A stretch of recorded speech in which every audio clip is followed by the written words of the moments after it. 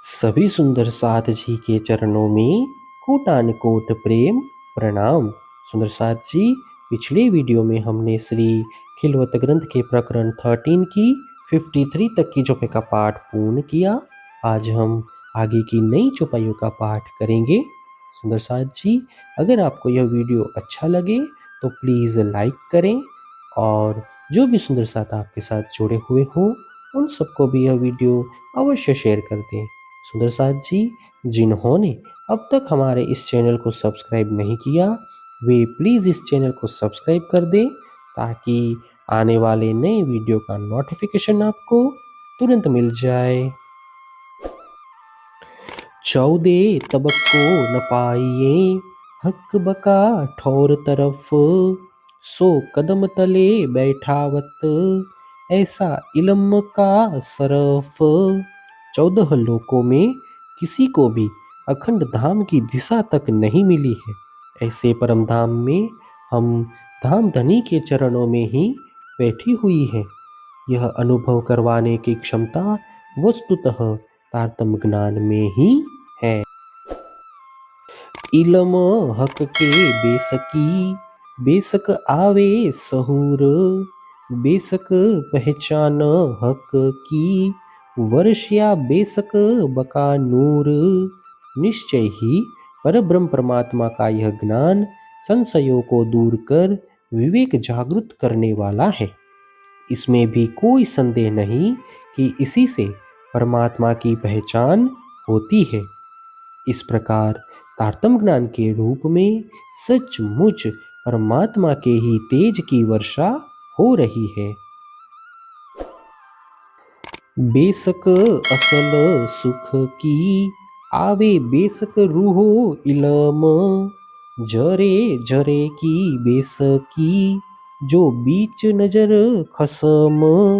ब्रह्म आत्माओं को तारतम ज्ञान के प्राप्त होने पर परमधाम के अखंड सुखों के प्रति निसंदेहता प्राप्त हुई है। इतना ही नहीं, पर ब्रह्म परमात्मा की दृष्टि में जो कुछ भी है उनके कण कण के प्रति भी वे निसंदेह हो गई है। बेशक देखी फरामोशी, बेशक गिरो मोमिन, बेशक फुरमान रमूजी, पाई बेशक बका वतन। इसी तारतम ज्ञान के प्रताप से यह ज्ञात हुआ कि निश्चय ही ब्रह्म आत्माओं ने नींद का यह खेल देखा है। इसी के अंतर्गत उन्हें कुरान के माध्यम से परमधाम के गूढ़ रहस्य संकेत के रूप में प्राप्त हुए हैं। बेशक ठौर कादर, पाई बेशक कुदरत, बेशक खेल जो मांगिया, बेशक बातें उमत। उसी ज्ञान के द्वारा उन्हें समर्थ परमात्मा का धाम तथा उनकी प्रकृति का ज्ञान प्राप्त हुआ।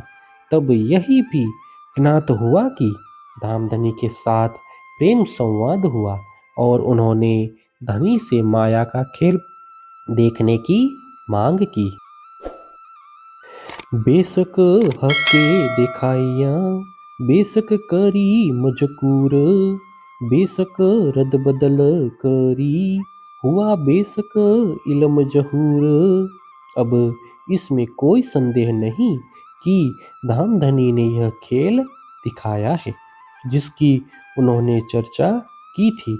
हमने भी इसी के लिए बारंबार संवाद किया था। तारतम ज्ञान ने अब इन सभी बातों को प्रकाशित कर दिया है। बेशक जगाई फरामोश में, बेशक दे इल्म, होशी रूहे बका की बेशक, ले बेशक इल्म खसम। निश्चय ही धामधनी ने तारतम ज्ञान प्रदान कर ब्रह्म आत्माओं को अज्ञान की नींद से जागृत किया। अब अखंड धाम की ब्रह्म आत्माएं इस संदेह रहित ब्रह्म ज्ञान को प्राप्त कर निशंक हो जाएगी। भुलाइया खेल में बेशक, हुआ बेशक बेवरा ए, क्यों ना ले इसक बेसक, कहाए बेसक संदेश से। धामधनी ने निश्चय ही आत्माओं को माया के खेल में बुलाया, जिससे उनका निरूपण हो गया। अब उनका संदेश प्राप्त करने पर भी ब्रह्म आत्माएं अपने हृदय में क्यों प्रेम धारण नहीं करेगी।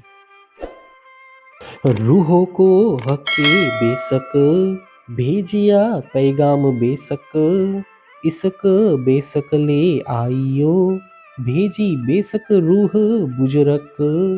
यह निश्चित है कि धामधनी ने अपनी आत्माओं को अपना संदेश भेजा है।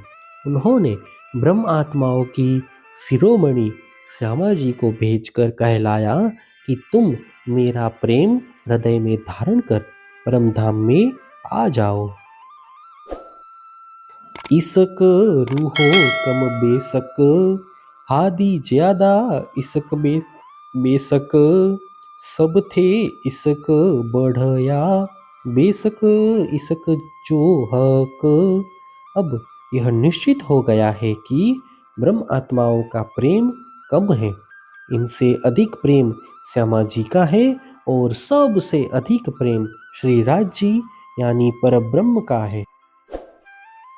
महामत कहे बेसक मोमिनो, बेसक बेवरा कमाल, फरामोशी में हक का, पाइये बेसक इसक हाल।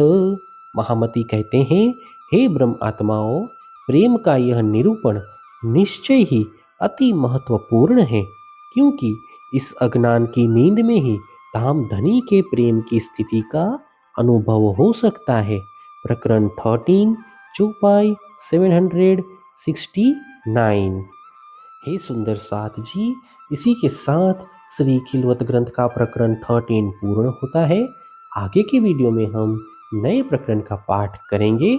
सुंदर साथ जी, अगर आपको यह वीडियो अच्छा लगा तो प्लीज़ लाइक, शेयर और सब्सक्राइब अवश्य कर दें। प्रणाम जी।